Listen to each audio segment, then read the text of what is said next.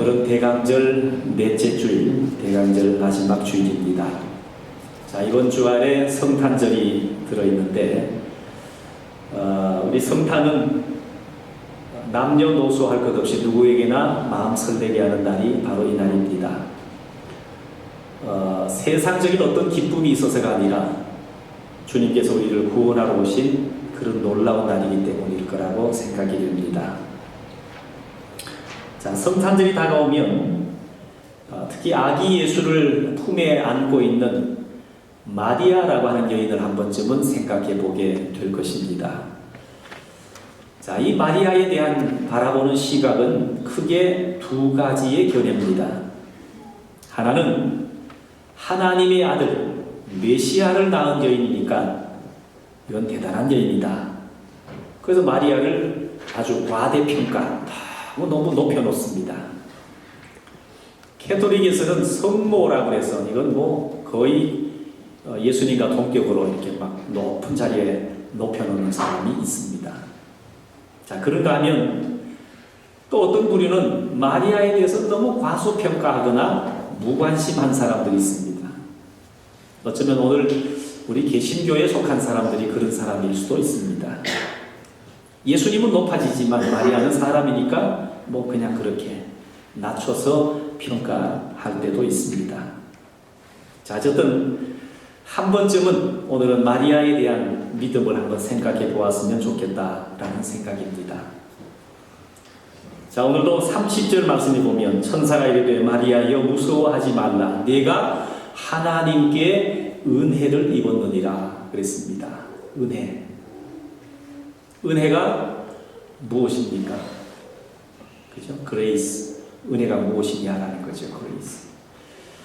자, 은혜라고 하는 것을 우리가 굉장히 말을 많이 쓰는데 은혜라고 하는 것은 내가 받을 자격이 전혀 없음에도 그냥 하여간 뭐든지 받을 자격이 전혀 없음에도 내게 베풀어지는 일방적인 사랑, 일방적인 호의, 이것을 은혜라고 얘기합니다.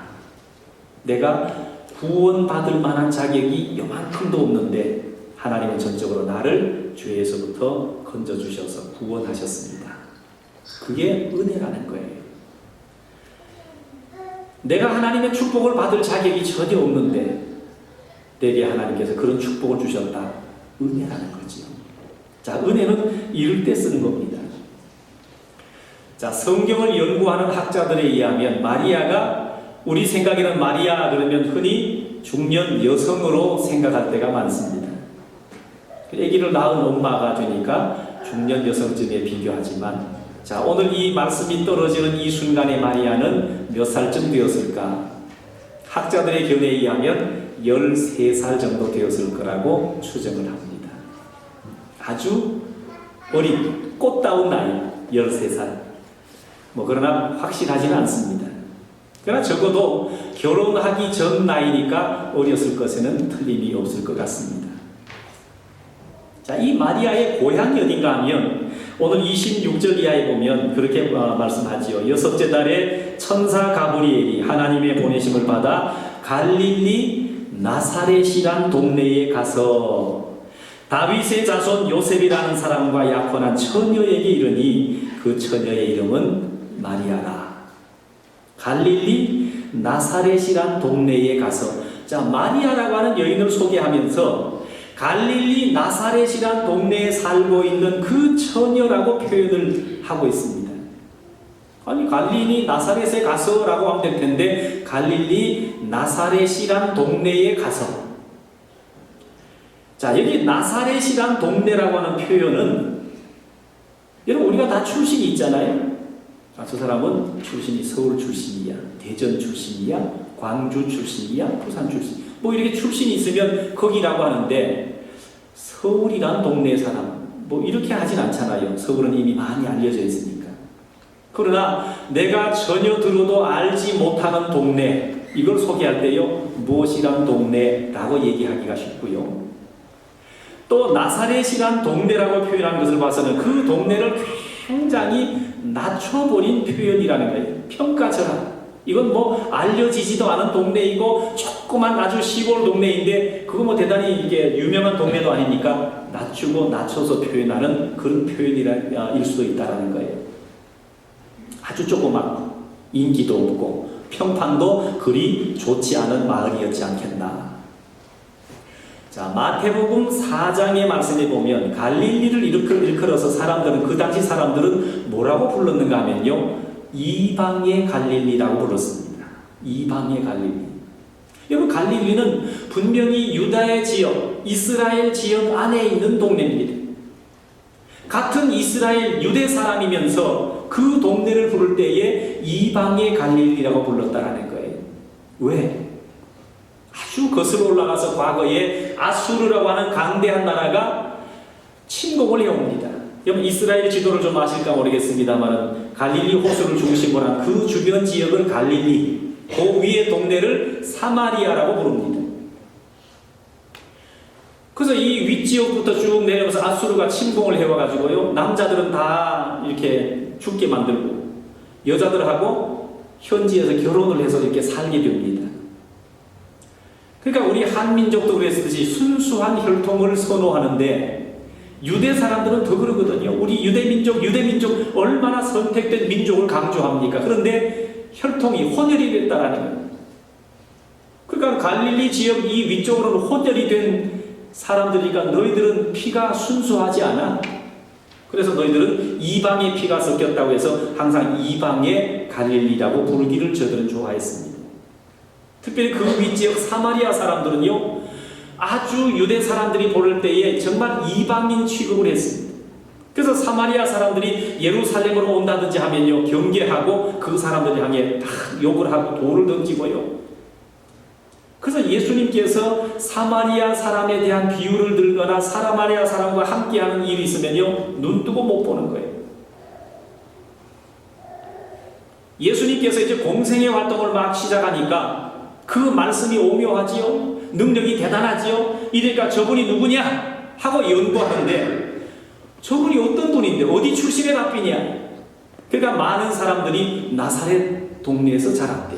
나사렛 출신이야. 그러니까 많은 사람이 하기를 나사렛에서 무슨 선한 것이 날 수 있느냐, 그럴 정도로 나사렛을 막 비꼬아서 얘기할 정도였습니다.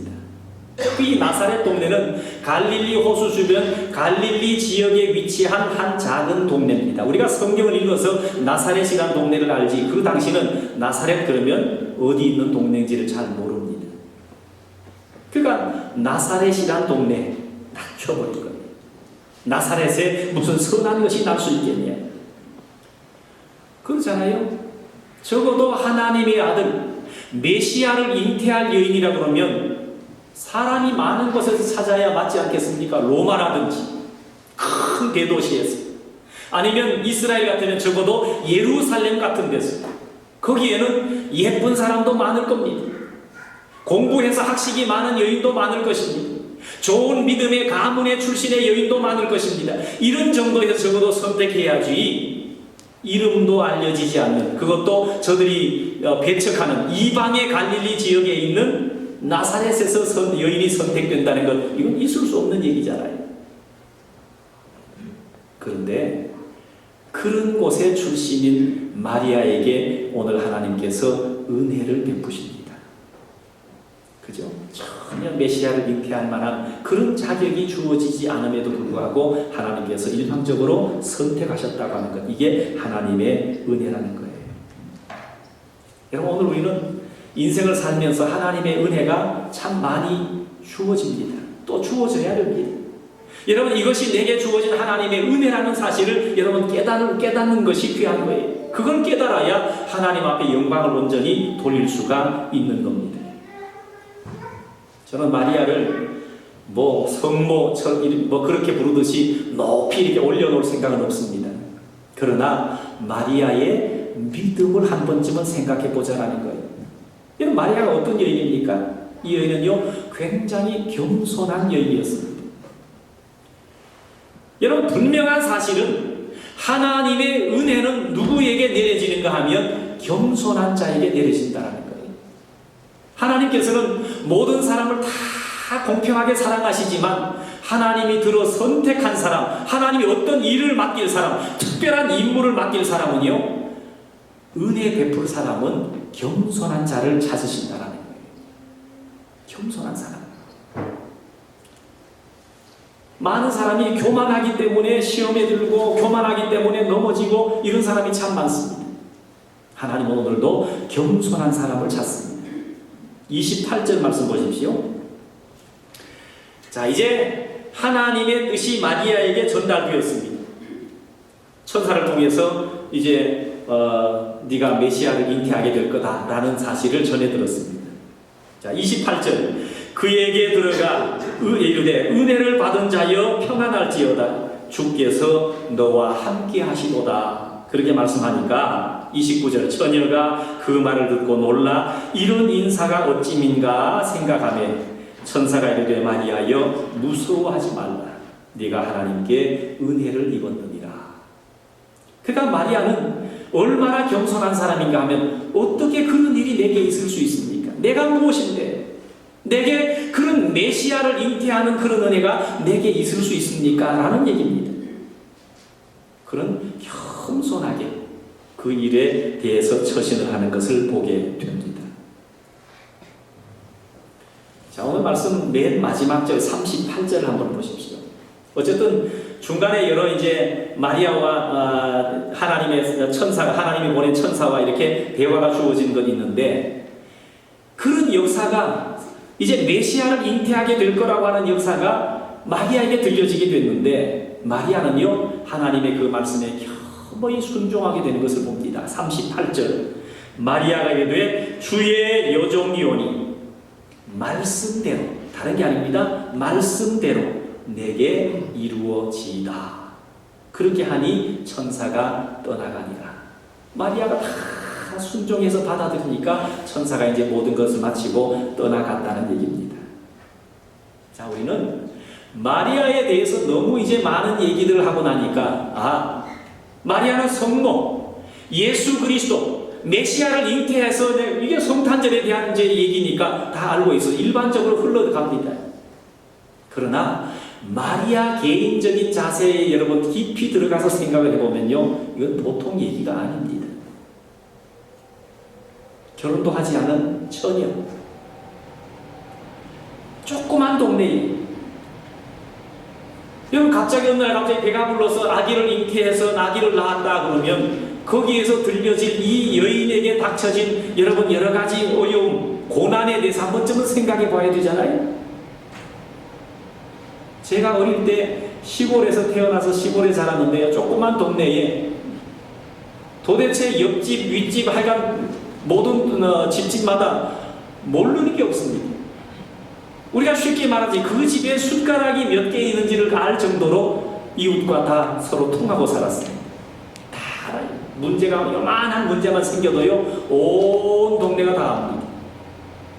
그런데 결혼도 하지 않은 처녀가 아기를 잉태했다, 그게 소문으로 끝나겠습니까? 성경에 보면요, 가늠하다가 현장에서 잡힌 여인을 두고서 예수님과 대화하는 장면이 있습니다. 그때 많은 군중들이 찾아와서 손에 돌을 들고요, 모세의 율법에 의하면 가늠하다가 현장에 잡힌 여인은 율법에 돌로 쳐서 죽이라고 했습니다. 우리 돌로 칠 거라. 이러고 군중들이 볼 때처럼 달라든 얘기가 있습니다. 어쩌면 마리아에게도 그런 이야기가 닥쳐질는지도 모릅니다. 그죠? 손해가 예상되고 고난이 따를 것이고 여러분 온갖 소문이 퍼져가지고 아마 인생을 제대로 살아갈 수 없는 어려운 고통에 처할지도 모릅니다. 그런데 마리아는 말씀대로, 하나님의 말씀이기 때문에 그 말씀을 받아들이고 내가 그 일을 감당하겠습니다 라는 얘기입니다. 여러분 순종이 그래서 귀하다라는 거죠. 여러분 성경에는 순종에 대해서 많이 말씀해주고 있습니다. 심지어 수많은 제사보다도 순종이 낫다고 얘기하는 것도 있습니다. 자, 마리아는 이렇게 우리 아기 예수님을 탄생했고 예수님을 이 땅에 잉태시켰고, 그리고 그 예수님께서 오늘 우리를 죄를 사해 주시려고 십자가 지시기까지 고난을 당하셨던 얘기는 우리는 너무 잘 알고 있습니다. 자, 마리아에 대한 얘기는 여기서 맺도록 하고요. 이제 우리들의 문제입니다. 2000년 전에는 마리아가 예수님을 잉태했지만 오늘 저와 여러분은 내 삶 속에서 내 삶을 통해 예수님을 다시 한번 탄생시키고 싶지 않습니까? 여러분의 인생을 하나님께 드려져야 되는 인생입니다. 하나님께서 여러분 나를 사용하시기를 우리는 기도해야 될 것입니다. 어쩌면 마리아와 같이 주님이 원하시면 오늘 저의 모든 것을 사용하실 수 있습니다 라고 기도하고 고백할 수 있어야 될 것입니다. 그런데 중요한 것은요, 마리아의 이 믿음을 한번 보십시오. 천사가 와서 얘기하니까 그 말씀대로 다 받아들였고요. 그 다음에 제가 말씀을 읽진 않았습니다만은 46절을 가서 보면 이렇게 고백하고 있습니다. 성경 가지신 분 46절 보십시오. 마리아가 이르되 내 영혼이 주를 찬양하며 내 마음이 하나님 내 주를 기뻐하였음은 그의 여종의 비천함을 돌보셨습니다. 보라 이제부로는 만세에 나를 복이 있다 일컬으리로다. 자, 천사가 돌아가고 이제 정말 그런 일이 내 중에서 일어나고 있는 거예요. 그런 와중에 정말 마리아에게 어려움이 닥치잖아요. 동네 사람이 수군거리지요. 저 여인이 간음을 했을까? 결혼도 하지 않았는데 아기를 가졌어? 뭐 여러 가지 수군덕거리는 얘기가 많겠죠. 자기 인생에 무척 어려운 일이 생겼을 것입니다만은 그러나 마리아는 하나님 앞에 찬양을 드립니다. 영광을 돌립니다. 그리고 그의 삶을 기쁨으로 나타냅니다. 내 영혼이 주를 찬양하며 내 마음이 하나님 내 구주를 기뻐하였음은 찬양도 드리고 기뻐했다는 겁니다. 여러분 우리가 주의 일 감당하면서 이렇게 하나님 앞에 영광을 돌리고 기뻐하는 삶을 살아가시게 되기를 바랍니다. 저는 신앙생활을 해가면서 가끔 후회하는 사람들을 보았습니다. 언제 봤는가 하면 옛날 어릴 때의 부흥 집회를 제가 많이 참석을 해봤는데요. 옛날 부흥사들은 꼭 은혜 가운데 절정에 달하면 뭔가를 요구해요. 우리 교회 건축을 하려고 하는데 건축 헌금을 한번 작정하자는지 뭐 이런 걸 이제 하면 막 우영다짐으로 건축 헌금을 작정합니다. 그래서 믿음으로 헌금을 작정한 사람들 봤습니다. 저는 100만 원을 하겠습니다. 300만 뭐 이래가지고 이제 헌금을 작정했는데요. 부흥회가 다 지나고 헌금을 해야 될 무렵이 되니까 후회를 해요. 내가 그때 그렇게 작정을 해가지고 여기 마리아를 보니까 후회될 일이었지만 후회하지 않습니다. 오히려 하나님 앞에 기뻐하고 영광을 돌리고 감사하고 이런 마음이 있었다는 것을 보게 됩니다. 여러분 우리가 하나님 앞에 헌신한다고 하는 것은요 그런 의미를 얘기합니다. 돌아서서 후회하는 것 이건 헌신이 아닙니다. 돌아서서 여러분 내가 한 결단을 이렇게 낮춰버리는 것 이건 온전한 결단이 아니라는 거예요. 그래서 오늘 말씀 보면서 저도 공감을 하는 것이 있습니다. 제가 중학교 2학년 때에 목회자가 되기로 서원을 했겠습니다. 부흥집회를 참석하면서 이제 목회자가 되기로 서원을 했는데 자라면서 조금씩 갈등이 생겨요. 특별히 고등학교 졸업할 무렵이 되니까 내 인생의 진로를 결정해야 될 문제가 생기는데 아이고 이거 목회자가 진짜 내가 될 수 있을까? 자 그런 의미도 있었지만 저희 아버지가 무척 반대를 했습니다. 왜 그렇게 배고픈 목회자를 하려고 하느냐? 왜 그렇게 힘들고 어려운 일을 하려고 하냐? 그만둬라. 그 저희 교회 참 고향에 있던 저희 교회 모교회의 목회자를 보니까요. 아이고 왜 그렇게 가난해? 너무너무 힘든 거예요. 그때 살짝 고민이 되긴 했습니다. 목회자의 길을 걸어가야 될 것인가 말 것인가. 그러면서 이제 앞길을 진로를 선택하는데 내가 목회자의 길을 걸어가면 이제는 세상에 이만한 일을 내가 선택할 선택이 없어져 버리는데 그러면 나는 오직 목회의 길만 걸어가야 돼? 여기에 많은 갈등이 있었고요. 내가 설사 목회를 한다고 해도 만약에 내가 목회에 실패하면 어떡하냐? 내가 무슨 목회 경험이 있는 것도 아니고 자 별의별 생각이 나를 괴롭히기 시작했습니다. 그러다가 어느 한순간에 기도하면서 내가 목사가 될 것을 결단을 하고 나섰습니다. 마음이 얼마나 후련한지. 그러니까 정말 오늘 마리아의 고백처럼 내 입에 기쁨이 찬양이 흘러나오는데 그 이후에 저는 목사가 된 것을 한 번도 후회해 본 적이 없었습니다. 여러분, 오늘 우리가 하나님의 말씀이 내게 떨어지면 그 말씀을 받아들이고 오늘 마리아처럼 후회 없는 인생, 오직 하나님 앞에 기쁨으로 영광을 돌리는 삶을 우리 모두가 살았으면 좋겠습니다.